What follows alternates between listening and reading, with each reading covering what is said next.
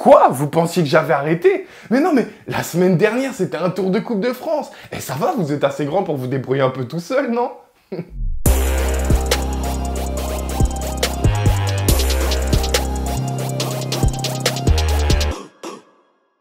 Bon, pour ceux qui découvrent, sachez que le concept est très simple. Je pars sur 3 matchs que j'aime bien, et parmi ces 3 matchs, eh bien, je vous partage les cotes qui me semblent intéressantes.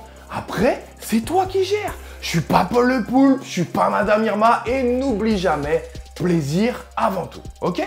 Eh bien, let's go!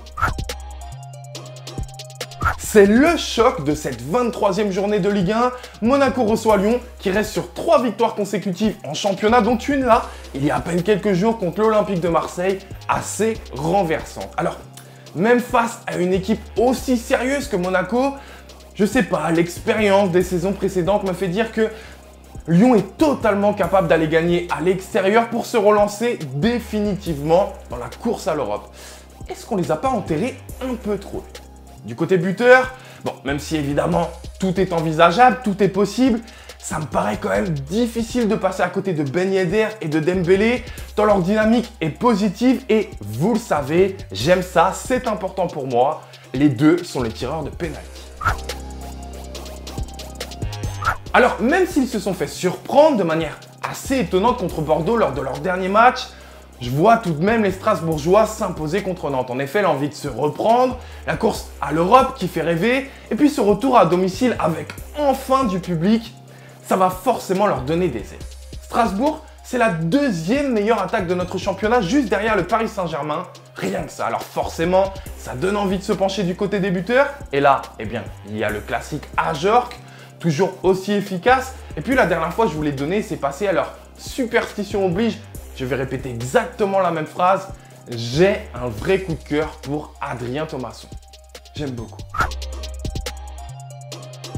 Ce match, c'est le 14e qui reçoit le 17e. Oui, je sais, sur le papier, ça fait pas forcément rêver.